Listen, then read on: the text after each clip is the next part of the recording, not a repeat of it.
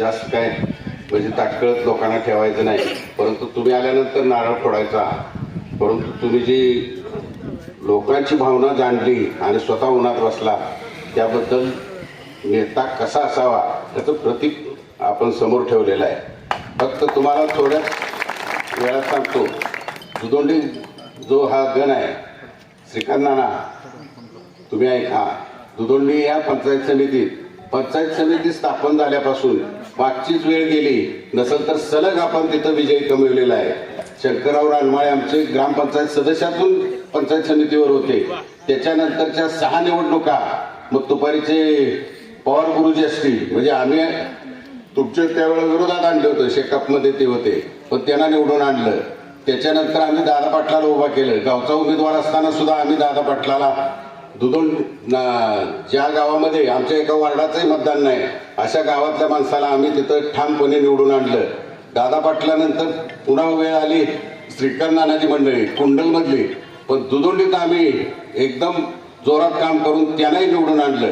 तर या पंचायत समितीला तुम्ही कोणीही दिला उमेदवार तर आम्ही निवडून आणत होतो. जिल्हा परिषद त्याच तडफेनं साहेबांनी एक वेळ सांगितलं की बाबा जिल्हा परिषद मला ही मिळाली पाहिजे. आम्ही आमची मंडळी उभा करून इथं 4,500 मतांनी निवडून आणली. त्यामुळं आम्ही हा गट कधी सोडलेला नाही. आताही तुमची इच्छा होती की बाबा घरातला जो उमेदवार द्यावा. शिवाजीराजेची मंडळी म्हणजे आमच्या घरातलीच आहे. आणि सर्व मतभेद सावंतपूरचे, रामानंद नगरचे किती त्रास झालाय तुम्हाला ते मी जवळनं बघितलंय. ते मिटवण्यात तुमची शक्ती गेलेली आहे. पण इथून पुढे तुमची वेळ वाया न घालवता आपण ते सर्व काम एक दिलानं करू.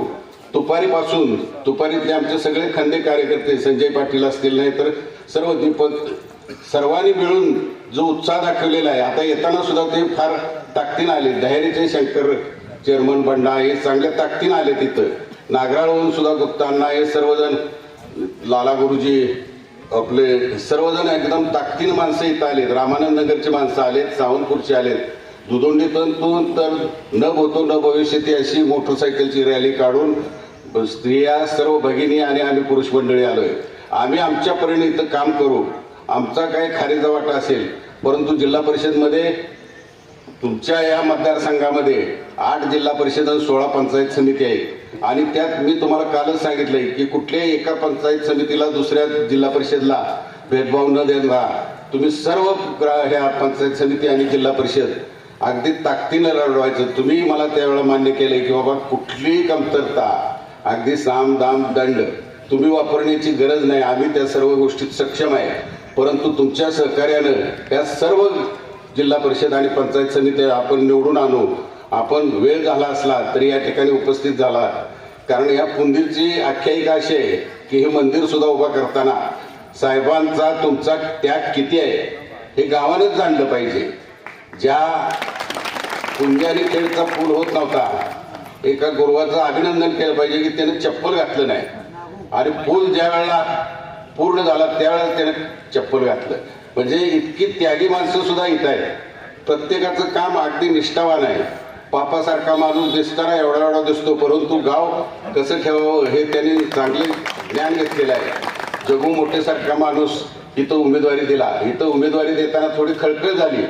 आता मलाही त्या विरोधी बाजूचे म्हणजे आपलीच माणसं, परंतु इथं काही दिसलेली नाही, ते लवकरच दुरुस्त करा.